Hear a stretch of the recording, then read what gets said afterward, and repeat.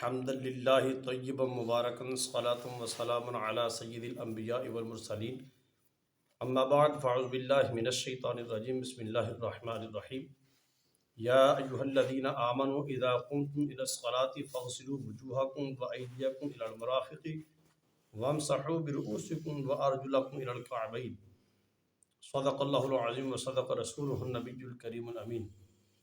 احباب ذی وقار، آج ہم ایک انتہائی اہم مسئلہ پر بات کریں گے جس کا تعلق وضو کے ساتھ ہے۔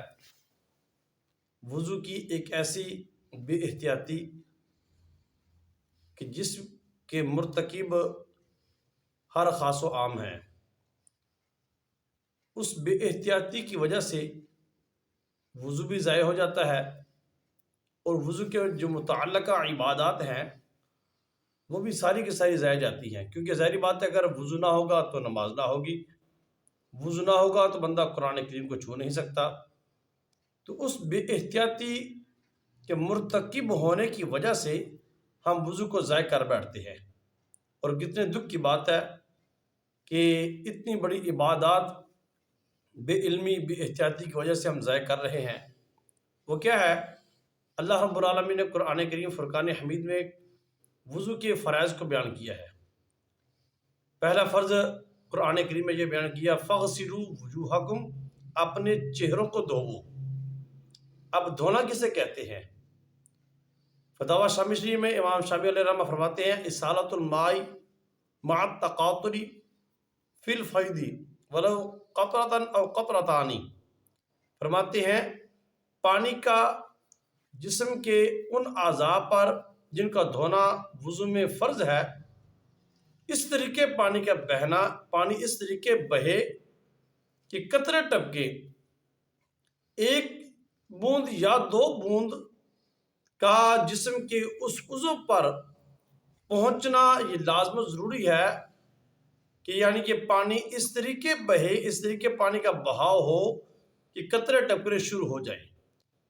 دیکھیں، ایک ہوتا ہے دھونا اور ایک ہوتا ہے مسح کرنا۔ دھونا کہتے ہیں کہ پانی کے بہاؤ کو، پانی کا بہاؤ اس طریقے ہو کہ قطرے ٹپکنے شروع ہو جائیں۔ مسح کہتے ہیں کہ صرف گیلا ہاتھ جسم کے اس عضو پر پھیر لینے کو مسح کہتے ہیں۔ اب وہ بے احتیاطی کیا ہے کہ جس کے ہم مرتکب ہوتے ہیں، بے احتیاطی کی وجہ سے ہم اپنا وضو کو ضائع کرتے ہیں۔ وہ یہ ہے کہ جب ہم چہرہ دھوتے ہیں، اب چہرہ دھونے کا جو حکم ہے قرآن کریم فرقان حمید میں یہ ہے، فَاغْسِلُوا وُجُوهَكُمْ، اپنے چہروں کو دھوو۔ اب فقہ کی کتابیں اٹھا کے دیکھو کہ چہرہ کتنا دھویا جائے۔ چہرہ پیشانی کے یہ بالوں سے جہاں سے یہ اگنا شروع ہوتے ہیں، پیشانی کے بالوں کے اگنے سے لے کر ٹھوڑی کے نیچے تک، ایک کان کی لو سے لے کر دوسرے کان کی لو تک پورے کا پورا چہرہ دھونا یہ فرض ہے۔ اگر اس میں سارے چہرے میں اگر ایک بال کے برابر بھی کوئی حصہ خشک رہ گیا تو ہمارا وضو بالکل نہ ہوگا، کیونکہ یہ چہرہ دھونے والا جو فرض ہے یہ ادا نہ ہوگا۔ اگر یہ ادا نہ ہوا تو پھر ظاہری بات ہے ہمارا وضو نہ ہوگا۔ تو ہم کرتے کیا ہیں؟ ہم جب چہرہ دھوتے ہیں، ہم اپنے دونوں ہاتھوں کے چلو میں پانی لیتے ہیں۔ پانی لے کر طریقہ تو یہ ہونا چاہیے کہ پانی جہاں سے بال اگنا شروع ہوتے ہیں وہاں سے بہانا چاہیے تاکہ پانی بہتا ہوا سارے چہرے پہ آئے۔ لیکن ہم کیا کرتے ہیں؟ ہم دونوں ہاتھوں کے چلو میں پانی لے کر سیدھا اپنی آنکھوں میں مارتے ہیں اور گیلا ہاتھ اپنی پیشانی پہ مار لیتے ہیں اور سمجھتے ہیں کہ ہمارا چہرہ دھل گیا ہے۔ حالانکہ یہ جو پیشانی ہے اس پر پانی اس طریقے نہیں بہتا، ہم گیلا ہاتھ پر مار کر یعنی کہ مسح کر کے ہم اپنے آپ کو مطمئن کر لیتے ہیں کہ ہمارا چہرہ دھل گیا ہے۔ اس ایسے چہرہ دھلتا نہیں ہے، بلکہ وہ پیشانی کا مسح ہو جاتا ہے، جس طریقے فقہ کی کتابوں میں لکھا ہے کہ اِسَالَةُ الْمَاءِ مَعَ التَّقَاطُرِ، کہ پانی کا بہاؤ ایسے ہو کہ قطرے ٹپکیں، وہ نہیں ہوتا ہے۔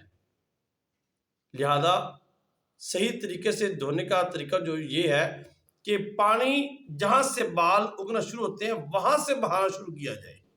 ہمارے چلو کا جو پانی ہے یہ وہاں پڑے جہاں سے بال اگنا شروع ہوتے ہیں، تاکہ پانی ادھر سے بہتا ہوا چہرے پہ آئے اور چہرہ دھلے۔ اگر ہم پانی آنکھوں میں ماریں گے وہ نیچے آ جائے گا، پیشانی رہ جائے گی، گیلا ہاتھ پھیر کر اگر ہم اپنی پیشانی کو گیلا کر لیں گے تو وہ تر تو ہو جائے گی، لیکن جو دھونے والا فرض ہے وہ ادا نہ ہوگا۔ اپنے دائیں بائیں احباب کو وضو کرتے دیکھیں، اکثریت آپ کو اس بے احتیاطی کے مرتکب نظر آئیں گی، اور خود بھی اپنے وضو میں غور و فکر کریں کہ آپ جب وضو کر رہے ہوں کیا کہیں خود آپ بھی تو اس بے احتیاطی کے مرتکب نہیں ہو رہے، اپنے وضو کو ضائع تو نہیں کر رہے، اپنی نمازیں برباد تو نہیں کر رہے۔